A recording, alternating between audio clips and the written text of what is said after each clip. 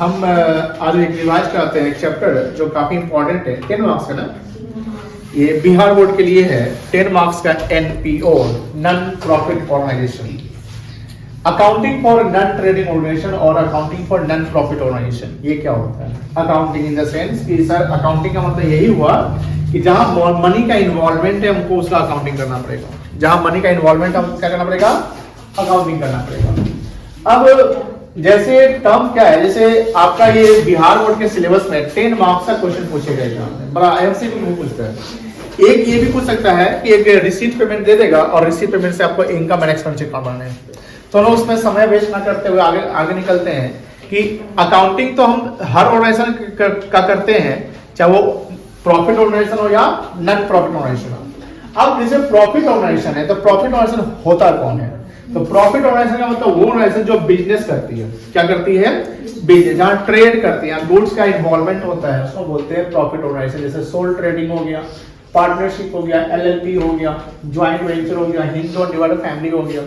Future में हो सकता है ये सब खत्म हो जाए, एंड क्योंकि भारत सरकार एक नया कोड लाने वाली है फ्यूचर में कि सब कुछ मर्ज कर दो। कि एचयूएफ में क्या होता है ना कि हिंदू डिवाइडेड फैमिली में फैमिली बिजनेस होता है और इसमें सभी धर्म के लोग का बिजनेस कर सकते हैं एक्सेप्ट इस्लाम, मुस्लिम इस्लाम को 1956 में जब जवाहरलाल नेहरू का समय था उस समय, क्योंकि हिंदू सक्सेशन एक्ट आया था एचयूएफ का। क्या आया था?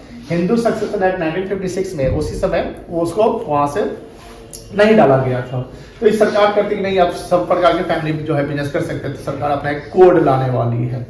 इससे बातें चल रही है, इस पे काम हो सकता है कि अगली सरकार अगर सेम गवर्नमेंट किया जाएगी तो देखिएगा इसमें बहुत कुछ चेंज मिलेगा। टैक्सेशन में चेंज हो जाएगा आपको, क्योंकि ध्यान रखिएगा टैक्सेशन में क्या होता है ना कि एग्रीकल्चरल इनकम जो होता है ना, एग्रीकल्चरल इनकम कितना रुपया कमाइए आपको 1 रुपया भी टैक्स नहीं लगेगा।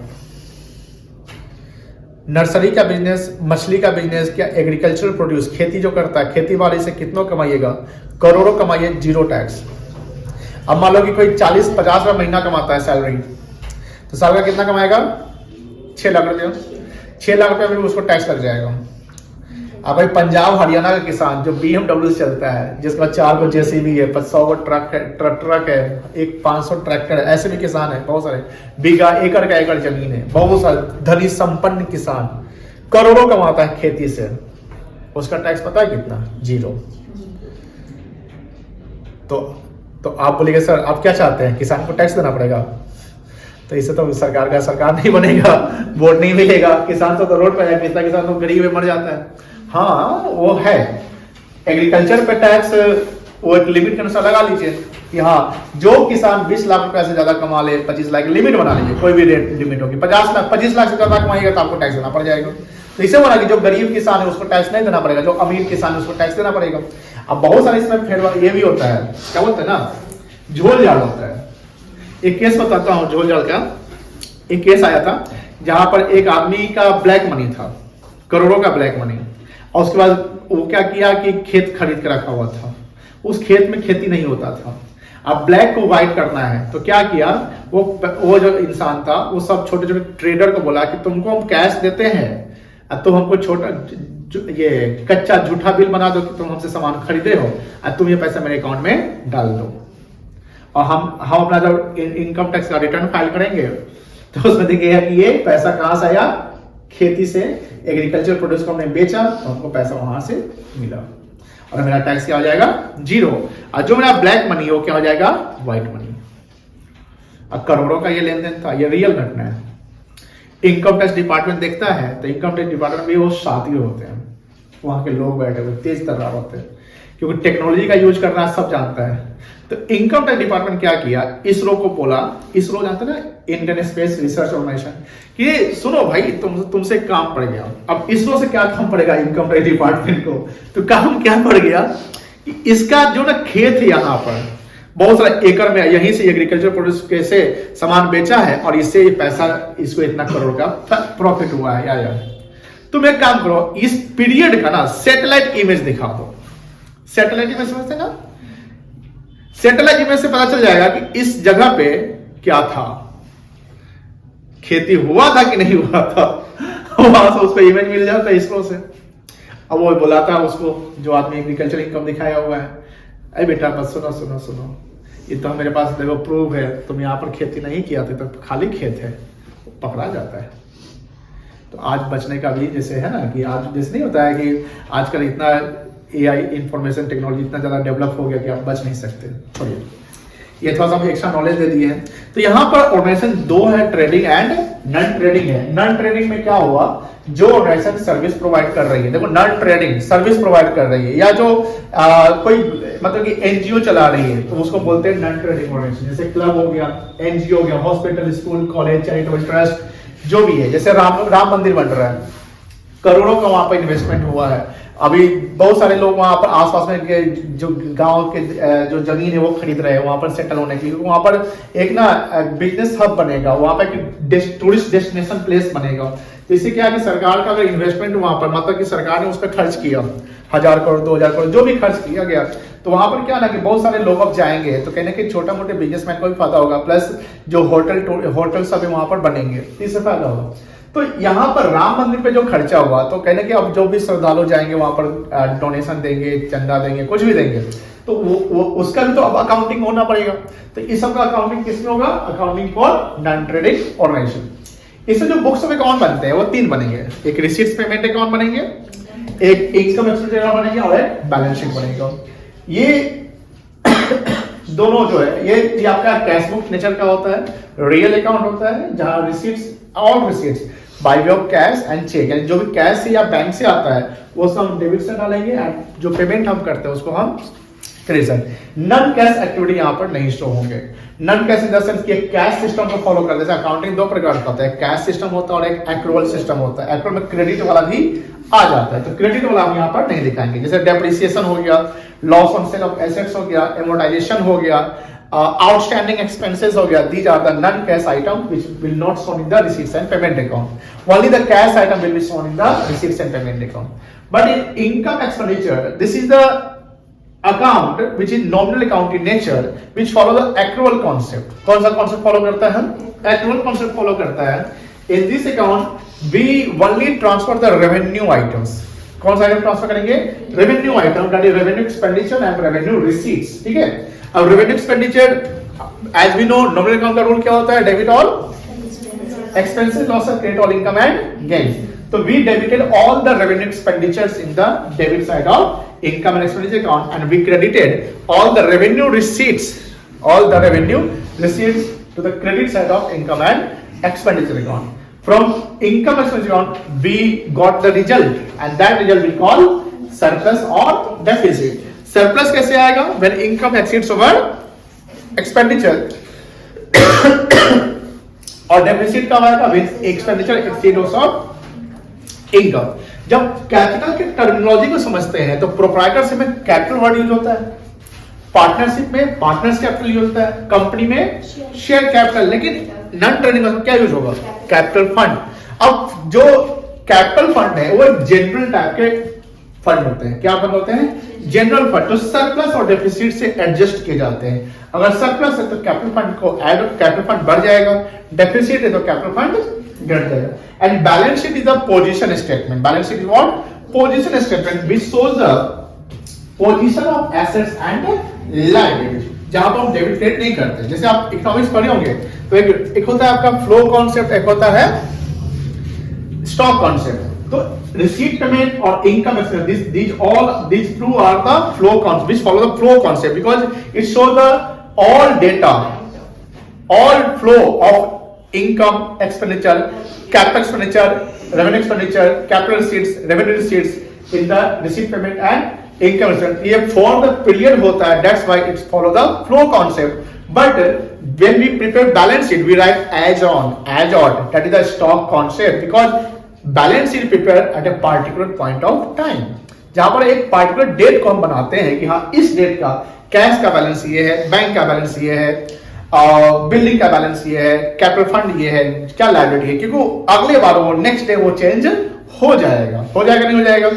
तो ये बैलेंस शीट बनता है पोजीशन स्टेटमेंट, जहां पर हम पोजीशन देखते हैं किसका, एसेट्स और लायबिलिटीज का। यहां पर देखिए receipt payment, it is a real account nature, the rules of real account is debit what comes in, credit what goes out. It is similar to cash book. All cash and bank transactions are recorded in the receipt payment account. All types of capital receipts as well as revenue receipts are recorded in the credit side, क्योंकि sorry उल्टा पढ़ दिया, यहां receipts किस side record होगा, debit side होगा, और जो भी पेमेंट हम करेंगे किस साइड रिकॉर्ड होगा, क्रेडिट साइड रिकॉर्ड होगा। Non cash transaction are not recorded in the receipt payment account, जैसे depreciation, closing for doubtful debt, इसलिए ये आएगा नहीं आपको, क्योंकि डेटर कहां बनता है, जब हम क्रेडिट सेल करते हैं, जो एनपीओ होता है उसमें जनरली कैश का ज्यादा इन्वॉल्वमेंट होता है। Loss on sale of assets, outstanding expenses, accrued income, these are the non cash items. अच्छा, ये कहां दिखाया जाएगा बताइए, किस अकाउंट में दिखेगा ये? इनकम एक्सपेंडिचर, अभी हम क्या पढ़ रहे हैं, फॉर्मेट देख लो, जैसे यहां देखो टू बैलेंस बिडिंग, ये ओपनिंग बैलेंस हमेशा टॉप में लिखेंगे, ये ओपनिंग बैलेंस, ये बैलेंस शीट में दिखेगा, बैलेंस है तो बैलेंस शीट में दिखेगा, ये दिखेगा starting day of accounting year का, ठीक है ना, cash in hand, cash at bank, उसका जो पैसा रिसीव हो रहा है, जैसे सब्सक्रिप्शन, डोनेशन, लॉक कर rent, membership fee, life member, ये दोनों में अंतर है, membership fee the revenue receipts but life membership fee the cash receipts, ये इनकम इसमें दिखेगा और ये बैलेंस शीट में। तो रिसीट पेमेंट से जो इंफॉर्मेशन जाएगा वो दो जगह दिखेगा, इनकम इसमें दिखेगा और बैलेंस शीट में भी दिखेगा। Entrance fee, admission fee, sale of newspaper, sale of assets and interest receive, जो पैसे कैश में रिसीट हो रहे हैं, एक्चुअल कैश रिसीट्स, चाहे कैपिटल रिसीट्स है या रेवेन्यू रिसीट्स डेबिट कर रहे हैं। यहां देखो, यहां बाय बैलेंस शीट, ये क्लोजिंग बैलेंस है, ये भी बैलेंस शीट लिखेगा, जो लास्ट का जो बैलेंस शीट बनाएंगे क्लोजिंग बैलेंस शीट में, वो कैश इन हैंड का और कैश एट बैंक का। पेमेंट की बात करता हूं, सैलरी, वेजेज को भी कैपिटल एक्सपेंडिचर या रेवेन्यू एक्सपेंडिचर, रेवेन्यू से पेमेंट कर रहे हैं, एक्चुअल में कैश में जा रहा है तो क्रेडिट साइड आ जाएगा, कोई दिक्कत नहीं है इसमें, क्लियर है। सेल ऑफ न्यूज़पेपर किस नेचर का? Sale of newspaper revenue nature का है, बिकॉज़ न्यूज़पेपर है ना, और ओल्ड न्यूज़पेपर आता तो कुछ भी है, न्यूज़पेपर है, न्यूज़पेपर डेली का होता है, क्या होता है, डेली। हाँ, बुक्स की बात करेंगे तो बुक्स इज एसेट्स, किताब एसेट्स है, अखबार एक्सपेंडिचर, रेवेन्यू एक्सपेंडिचर है, दिक्कत है। एग्जांपल 1 देख लीजिए, सी बताना है कि डेबिट और क्रेडिट होगा, ठीक है ना, इसमें मेंशन नहीं है। Rotary Club has kept its account on cash basis and figures for the last year given below.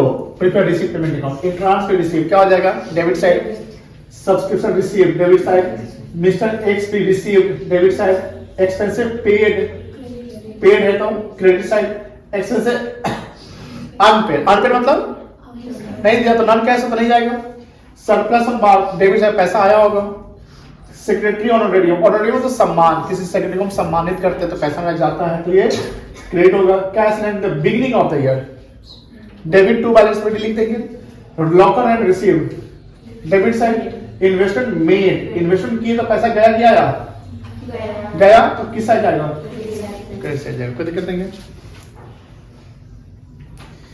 Use pattern पे है,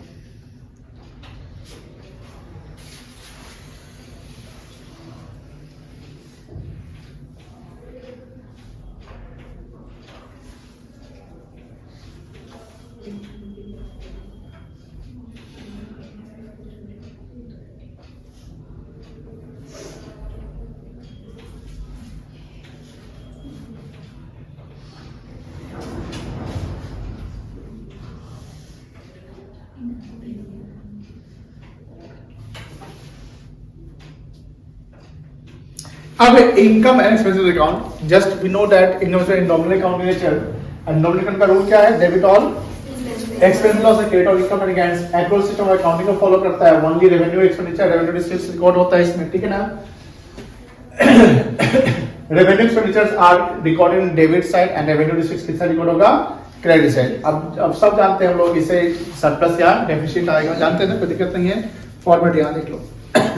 डेबिट साइड एक्सपेंडिचर हो गया, सैलरी, ऐड दो आइटम है, outstanding of current year, current year outstanding जो salary इस साल का हमको देना था नहीं दिए तो मेरे सैलरी के पेड को बढ़ा देगा, है ना, एक्सपेंस बढ़ा देगा, तो यहाँ सैलरी जो है ये पेड वाला आइटम है, क्या है बेटा, paid. Outstanding of current year को जोड़ेंगे और प्रीवियस ईयर का आउटस्टैंडिंग क्या करेंगे, माइनस, बिकॉज प्रीवियस ईयर में वो रहा होगा करेंट ईयर का तो वहां प्लस था तो हम रिवर्स करके क्या कर लेंगे, माइनस कर देंगे। प्रीपेड मतलब क्या होता है, एडवांस हम एक्स्ट्रा दे दिए तो प्रीपेड ऑफ करेंट ईयर क्या करेंगे, प्रीपेड ऑफ करेंट ईयर को क्या करेंगे, माइनस करेंगे, और प्रीपेड ऑफ प्रीवियस ईयर क्या कर लेंगे, प्लस कर लेंगे। पिछले साल जो एडवांस हमने दे रखा था तो पिछले साल तो माइनस करके रखा था, तो इसे रिवर्स करके क्या कर लेंगे बेटा, ऐड ऑन कर लेंगे।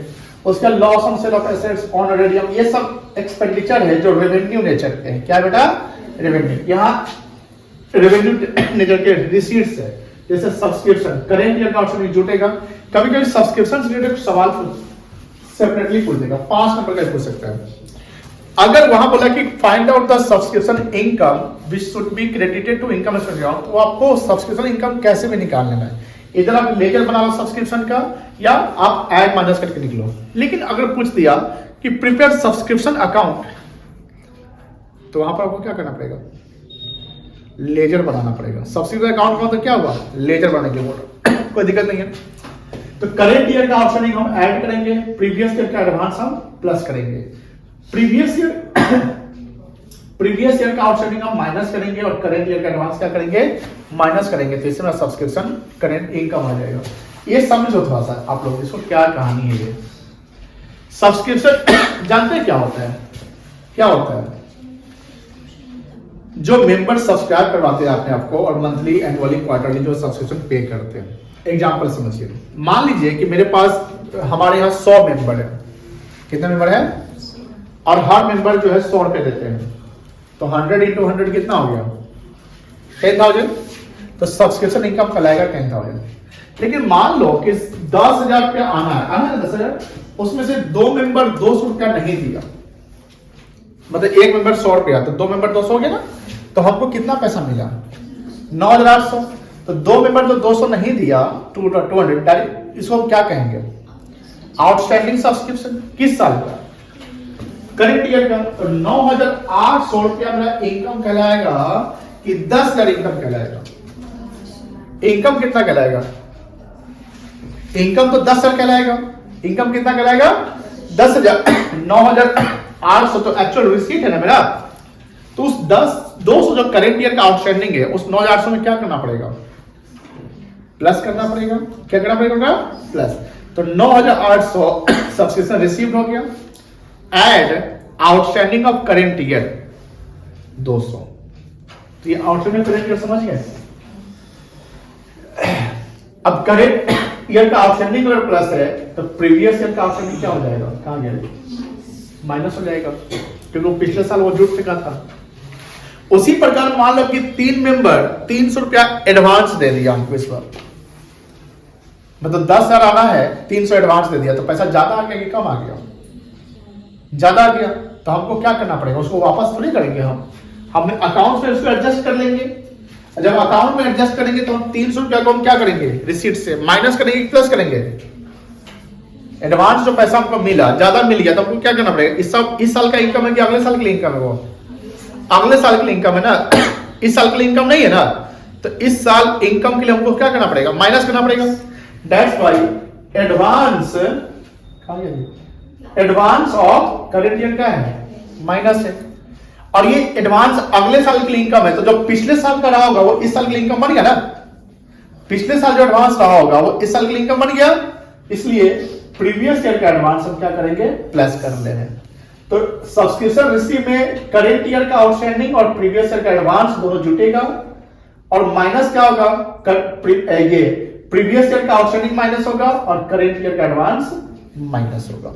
उसके अलावा जो भी आपका रिसीट्स है, जैसे जनरल डोनेशन, डोनेशन 2 प्रकार के होते जानते हैं, तो जनरल ले लेंगे, membership fee, admission fee, entrance fee, ये सब आपका इनकम है जो क्रेडिट कर लेंगे। इसको हम बैलेंसिंग करेंगे तो मेरा अगर क्रेडिट साइड ज्यादा है तो यहाँ सरप्लस आएगा, ये लिखेंगे जरूर, excess of income over expenditure. अगर डेबिट साइड ज्यादा है तो डेफिसिट आएगा, क्या लिखेंगे, excess of expenditure over income. कोई दिक्कत नहीं है। डोनेशन के की पॉइंट देख लीजिए। डोनेशन कितने प्रकार के, जनरल डोनेशन रेवेन्यू रिसीट मानेंगे, कहां दिखाएंगे, इनकम साइड।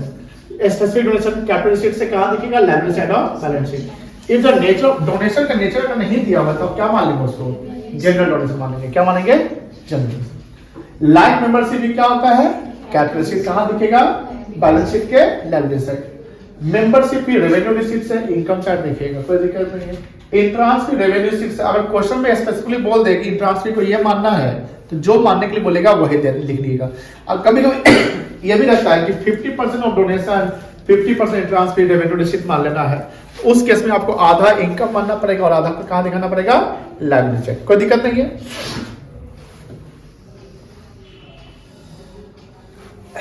लीगेसी क्या होता है, कैपिटल रिसीट्स पर क्या होता है, तो बैलेंस शीट दिखाएंगे। अगर लीगेसी के बारे में बोले कि लीगेसी रेवेन्यू रिसीट मानना पड़ेगा, तब रेवेन्यू ही मान लेंगे, ठीक है ना। स्पेशल सब्सक्रिप्शन यानी सब्सक्रिप्शन किसी पर्पस के लिए लिया गया, क्योंकि स्पेशल लिखा हुआ है तो ये कैपिटल रिसीट्स होगा। क्या होगा, कैपिटल रिसीट। फंड दो प्रकार का होता है, general fund and general fund में आपका कैपिटल फंड आ गया, इसमें सरप्लस जोड़ेंगे, डेबिट क्या करेंगे, माइनस करेंगे। स्पेसिफिक फंड मतलब कि कोई भी फंड किसी पर्पस के लिए आता है तो ये हमारे लिए कैपिटल रिसीट्स है, और इसको हम बैलेंस शीट की साइड दिखाएंगे, लायबिलिटी साइड। अब आपने देखा होगा फंड बेस्ड अकाउंटिंग, याद है ई क्या हो गया,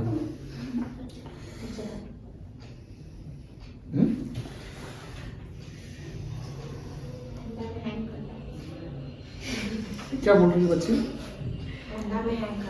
हल नहीं क्या, हट गया ना। फंड बेस्ड अकाउंटिंग में क्या कॉन्सेप्ट है कि कोई भी फंड से रिलेटेड, देखो फंड में जैसे मान लो कि 10,000 का मतलब 1 लाख का फंड आता है, तो फंड मेरे लिए क्या है, कैपिटल रिसीट्स है, तो उसको कहां दिखाएंगे, बैलेंस शीट की किस साइड, लायबिलिटी साइड। लेकिन वो फंड जो आया उस फंड को हमने कहीं इन्वेस्ट कर दिया, जैसे स्पोर्ट्स फंड है, स्पोर्ट्स फंड 1 लाख का, उसी स्पोर्ट्स फंड को हम इन्वेस्ट कर लिए तो क्या कहलाएगा, स्पोर्ट्स फंड इन्वेस्टमेंट कहलाएगा।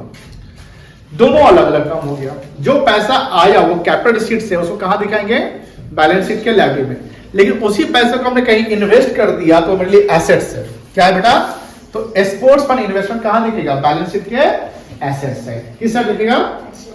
अब उस फंड से रिलेटेड कोई भी इनकम या एक्सपेंडिचर होता है, फंड से रिलेटेड कोई भी इनकम या एक्सपेंडिचर है तो उसको हम इनकम एक्सपेंडिचर अकाउंट में नहीं शो करेंगे, उसको हम उसी फंड से क्या कर लेंगे, एडजस्ट कर लेंगे। अगर कोई इनकम है, कोई डोनेशन आ रहा है, कोई एडिशनल फंड आ रहा है तो फंड प्लस हो जाएगा। कोई हम पेमेंट कर रहे हैं, कोई खर्च कर रहे हैं तो फंड से क्या हो जाएगा, माइनस हो जाएगा। लेकिन ध्यान रखिएगा फंड से उतना ही एक्सपेंडिचर माइनस करेंगे जितना मेरे पास फंड होंगे। अगर सर फंड से ज्यादा एक्सपेंडिचर हो गया तब, फंड से ज्यादा एक्सपेंडिचर हो गया तब क्या करेंगे, फंड से ज्यादा एक्सपेंडिचर हो सकता है कि हो सकता है, हो सकता है। जैसे मान लो कि 10 लाख का फंड है, 11 लाख खर्चा हो गया तो फंड तो मेरा जीरो हो गया, क्योंकि 10 लाख का फंड था, मेरा कितना खर्चा हो गया, 11 लाख 11 लाख, तो 10 लाख तो उससे फंड से एडजस्ट हो गया, फंड हो गया जीरो। फिर मेरा फंड कितना एक्स्ट्रा, सॉरी कितना एक्सपेंस एक्स्ट्रा हो गया, 1 लाख। वो एक्सपेंडिचर क्या करेंगे बता सकते हैं, सवाल समझे नहीं समझे, आप समझ गए क्या करेंगे उस एक्सपेंडिचर का, तू बता साक्षी, फिर से समझाया। मान लीजिए मेरे पास 10 लाख के फंड है, कितने का फंड है, स्पोर्ट्स फंड 10 लाख का है और स्पोर्ट्स एक्सपेंस 11 लाख का हो गया, तो उस स्पोर्ट्स एक्सपेंस को स्पोर्ट्स फंड से एडजस्ट करेंगे ना। तो 10 लाख को 10 लाख से एडजस्ट कर लिया तो भी अभी कितना स्पोर्ट्स एक्सपेंस एक्स्ट्रा बचा हुआ है, उस 1 लाख का क्या करेंगे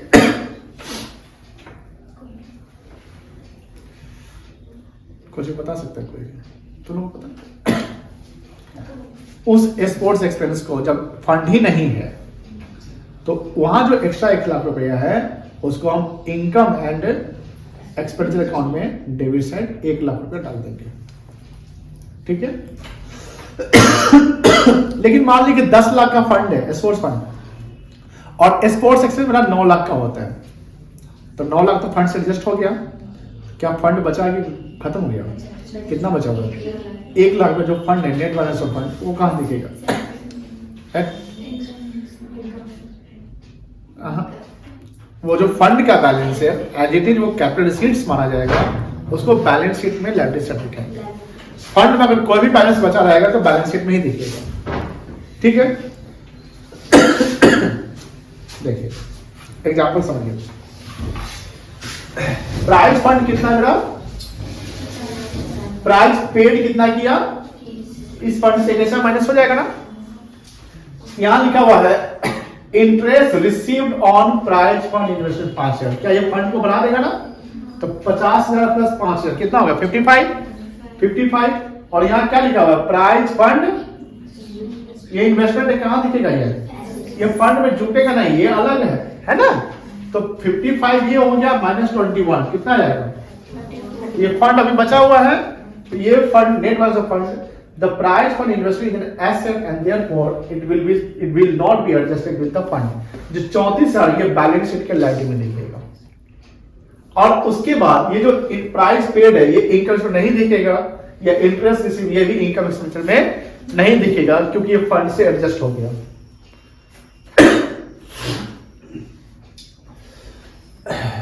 अब यहां देखो, सॉरी, मान लीजिए कि प्राइस पेड है बड़ा 70,000 रुपया। प्राइस पेड कितना है? तो प्राइस फंड मेरे पास कितना था और इंटरेस्ट रिसीव कितना हुआ था, तो टोटल कितना हुआ, लेकिन खर्चा ज्यादा है ना, एक्सेस ऑफ प्राइस पेड होगा, प्राइस फंड कितना ज्यादा है, अब तो फंड खत्म हो चुका है। तो इस केस में इस 15,000 को it will be shown in the debit side of, कोई दिक्कत नहीं है।